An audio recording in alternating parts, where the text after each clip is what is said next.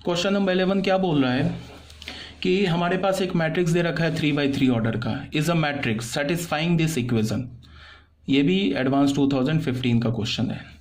तो एक हमारे पास मैट्रिक्स है जो इस इक्वेशन को सेटिस्फाई कर रहा है।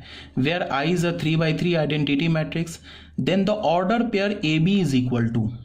तो ए और बी जो ऑर्डर्ड पेयर है वो किसके इक्वल है, मतलब ए का वैल्यू बी का वैल्यू निकाल लो, जो वैल्यू आएगा मान लो ए का वैल्यू 2 आ गया, बी का वैल्यू 1 आएगा, तो ए बी ऑर्डर्ड पेयर किसके इक्वल होगा 2,1 के। तो ये तो बहुत सिंपल सा क्वेश्चन। देखो अब एडवांस, सॉरी ये एडवांस नहीं मेंस का क्वेश्चन है, वही तो बोल रहा हूँ, ये भी मेंस का क्वेश्चन है। इससे पहले जो सॉल्व किया वो भी मेंस का ही क्वेश्चन था, 2005 का शायद, आई थिंक 5 का क्वेश्चन था। तो इसको देख लो, ये तो बहुत सिंपल क्वेश्चन है। ए मैट्रिक्स दे रखा है, ये इक्वेशन दे रखा है, बस तुम इस इक्वेशन में मैट्रिक्स को पुट करो, लेफ्ट हैंड साइड के मैट्रिक्स को राइट हैंड साइड के मैट्रिक्स के इक्वल करो, क्रॉसपॉन्डिंग एलिमेंट इक्वेट करो, ए और बी का वैल्यू मिल जाएगा। देख लो यहाँ पे सॉल्व किया है, ए लिखा है, ट्रांसपोज लिखा, 9 आई लिख दिया यहाँ पे, इसको सॉल्व मल्टीप्लाई करो, ये आ जाएगा, क्रॉसपॉन्डिंग एलिमेंट इक्वेट कर लो तो हमें ए का वैल्यू -2 आ जाएगा, बी का वैल्यू -1 आ जाएगा, तो ए बी ऑर्डर पेयर क्या मिल गया -2, -1, तो बी ऑप्शन करेक्ट हो गया। ठीक है, ये कैलकुलेशन आप कर लेना। ठीक है, अब आ जाओ, ये दो क्वेश्चन मैंने, question number 12 and this is question number 13, sorry ये 13 है, ठीक है ना। ये दो बच्चा क्वेश्चन लिया है एनसीईआरटी का, तो इसमें हम एक्सरसाइज 3.3 में जो दो ऑब्जेक्टिव क्वेश्चन है ना वो मैंने लिया है। देख लो, तुम लोग बोलोगे कि सिर्फ एडवांस और मेंस के क्वेश्चन करा रहे हैं, एनसीईआरटी के नहीं करा रहे हैं, तो दो क्वेश्चन एनसीईआरटी के भी ले लिए। ठीक है, तो इसमें क्वेश्चन नंबर 12 में क्या बोल रहा है, if a and b are symmetric matrices of same order, a और बी सिमेट्रिक मैट्रिक्स है सेम ऑर्डर का, then a B minus B a is a, क्या होगा। ये तो ऑलरेडी बता रखा है, ये तो तुम्हें मैंने नोट में ही बता रखा है, ए बी माइनस बी ए क्या होगा, एक स्क्यू सिमेट्रिक मैट्रिक्स होगा। देख लेना, नोट है ना उसमें बता रखा है। प्रूफ भी ऐसे देख लो, ए और बी सिमेट्रिक है तो a is equal to a transpose, b is equal to b transpose ले लिया। अब इस ये पूछ रहा है कि ये बताओ क्या है, सिमेट्रिक है स्क्यू सिमेट्रिक है, तो सिमेट्रिक और स्क्यू सिमेट्रिक हम चेक कैसे करते हैं, ट्रांसपोज लेके, तो इसका ट्रांसपोज ले लिया। तो ये तो लिखा है ना ए माइनस बी का ट्रांसपोज, इसको ए माना इसको बी माना, तो ए माइनस बी का ट्रांसपोज किसके इक्वल होता है, A transpose minus B transpose, तो ये हो गया A B transpose minus B A transpose, दोनों पे रिवर्सल लॉ लगा दिया, तो ये हो गया क्या, B transpose A transpose minus A transpose B transpose, B transpose को बी लिख दिया, ए ट्रांसपोज को ए लिख दिया। क्यों लिख दिया, because A and B symmetric matrix है, ये क्वेश्चन में ही दे रखा है।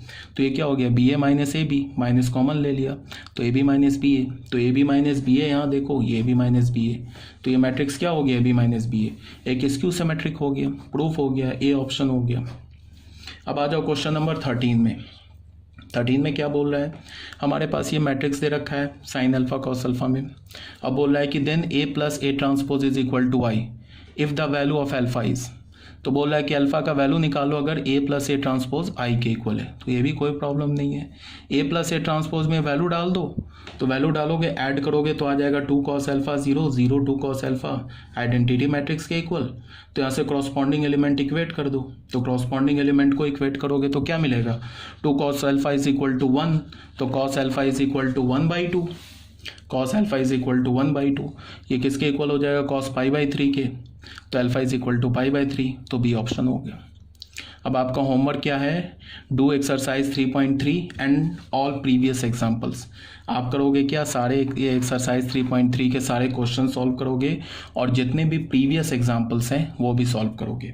ठीक है, तो हमने एक्सरसाइज 3.1 के सारे थ्योरीज पढ़ लिए, वो हमारा एक्सरसाइज भी कंप्लीट हो गया, आप लोगों ने सॉल्व कर लिया होगा।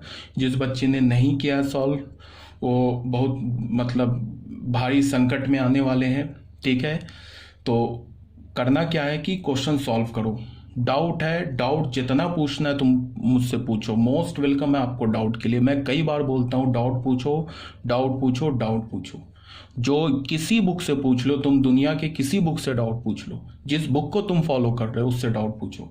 लेकिन एक बात याद रखना, एनसीईआरटी बुक जो है वो तुम्हें छोड़ना नहीं है। एनसीईआरटी के एक एक क्वेश्चन को ना घोल कर पी जाओ, रट जाओ एकदम, एक एक क्वेश्चन को सॉल्व कर कर के रट्टा मार लो। क्यों मैं बोल रहा हूँ एनसीईआरटी?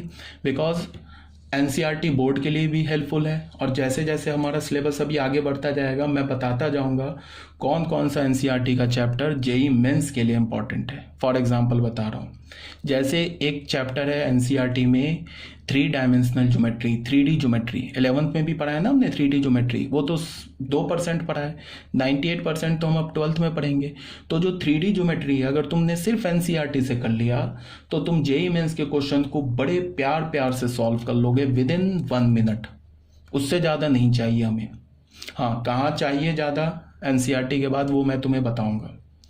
जैसे मैट्रिक्स डिटर्मिनेंट में ज़्यादा चाहिए, जो मैं तुम्हें दे रहा हूँ, तुम्हें पता चल रहा होगा कि मैं बिल्कुल एनसीईआरटी फॉलो नहीं कर रहा हूँ, ठीक है ना।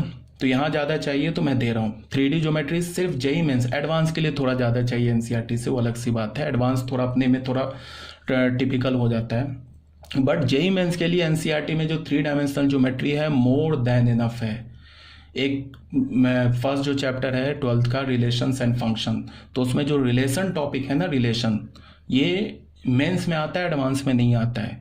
अगर तुमने एनसीईआरटी से रिलेशन कर लिया तो बाकी दुनिया की किसी बुक से मत करो, वो एनसीईआरटी से ही सॉल्व हो जाएगा, ठीक है ना। तो बहुत सारे ऐसे चैप्टर हैं एनसीईआरटी में, जैसे डिफरेंशियल इक्वेशन हो गया, ठीक है, एरिया अंडर द कर्व हो गया। ये सब जेई मेंस का क्वेश्चन इस चैप्टर से, एनसीईआरटी के चैप्टर से तुम जेई मेंस के क्वेश्चन को सॉल्व कर लोगे। अब इंडेफिनिट इंटीग्रल हो गया, डेफिनिट इंटीग्रल हो गया, ये अगर तुमने एनसीईआरटी से सॉल्व कर रखा है ना तो जेई मेंस के क्वेश्चन नहीं हिलेंगे, ये बिल्कुल क्लियर सी बात है। तो इसमें तुम्हें पढ़ाया जाएगा। टीचर क्यों होता है? इसीलिए तो होता है, टीचर गाइड भी करता है, जो तुम्हें बुक में नहीं है तुम्हारे पास वो तुम्हें अवेलेबल भी कराता है।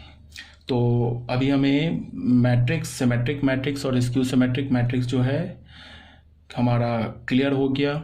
एनसीईआरटी बुक सॉल्व करो। अगर तुम्हें हेल्प चाहिए तो RD शर्मा बुक उठाओ, 12th का पूरा क्वेश्चन उसका नहीं करना सॉल्व, सिलेक्टेड क्वेश्चन करना है। एनसीईआरटी के लिए तुम वो समझो कि हेल्प बुक है एनसीईआरटी का, RD शर्मा जो हेल्प बुक है, ठीक है। तो RD करो, इसके एग्जाम्पल्स के क्वेश्चन करो, और RD के एक्सरसाइज में सेम टाइप के क्वेश्चन दे रखे हैं, उसको छोड़ दो। हाँ, RD में जो MCQ दे रखा है उसको बिल्कुल मत छोड़ो। एक वेरी शॉर्ट टाइप क्वेश्चन दे रखा है, एक मल्टीपल चॉइस क्वेश्चन दे रखा है, उसको बिल्कुल मत छोड़ो, एक एक क्वेश्चन सॉल्व करो। जो बच्चे NDA की तैयारी कर रहे हैं बिल्कुल याद रखो बेटा, अगर तुमने RD कर लिया ना, बता रहा हूँ, NDA के क्वेश्चन को बिल्कुल निकाल दोगे। सबसे ज़्यादा जो क्वेश्चन आते हैं ना NDA में वो मैथ से ही आते हैं। तो RD कर जाओ, अगर उसके ऑब्जेक्टिव क्वेश्चन सॉल्व कर लो, और तुम्हारा मेन फोकस होना चाहिए क्वेश्चन सॉल्विंग में। थ्योरी नहीं पढ़ना है कि हम 24 घंटे बैठ के थ्योरी पढ़ रहे हैं। मैथ्स में थ्योरी पढ़ के कुछ नहीं कर सकते, क्वेश्चन करो सॉल्व, थ्योरी पढ़ा क्वेश्चन सॉल्व। तो RD के ऑब्जेक्टिव कर लो। और रही बात मेंस के लिए, तो मेंस के और एडवांस के मैं क्वेश्चन करा ही रहा हूँ, थ्योरी बता ही रहा हूँ, जो भी तुम्हारा एनसीईआरटी बुक में नहीं है। एक बुक जो मैं हमेशा रिकमेंड करता हूँ वो है प्रीवियस ईयर। प्रीवियस ईयर करोगे तो तुम्हें बेनिफिट होगा। दूसरी बात क्या कि प्रीवियस ईयर भी कैसे करना हमें सॉल्व, पहले तुम 5 साल के क्वेश्चन को सॉल्व करो। 2 बुक आती है प्रीवियस ईयर की, एक आती है प्रीवियस ईयर आती है आपको 40 ईयर्स का, तो वो बुक ले लो, कोई दिक्कत नहीं है। उसमें जेई मेंस और जेई एडवांस का भी आता है। तो 40 ईयर वाला कौन सा प्रीवियस ईयर लेना है? दिशा वाला लेना है, अरिहंत वाला मत लेना, उसके जो सॉल्यूशंस है वो थोड़ा टफ है। तो दिशा वाला प्रीवियस ईयर लो, दिशा का ले लो प्रीवियस ईयर, उसको अच्छे से सॉल्व करो। दिशा में क्या है, जो सॉल्यूशंस है वो थोड़ा इजी वे में दे रखा है।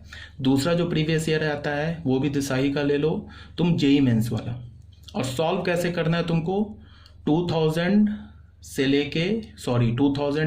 लेके 2020 के क्वेश्चन सॉल्व करने हैं, 10 से पहले वाले नहीं करने। और जो बच्चे के पास टाइम कम है वो 2015 से लेके 2020 का क्वेश्चन सॉल्व करो, मेंस का भी एडवांस का भी, ठीक है। ओके।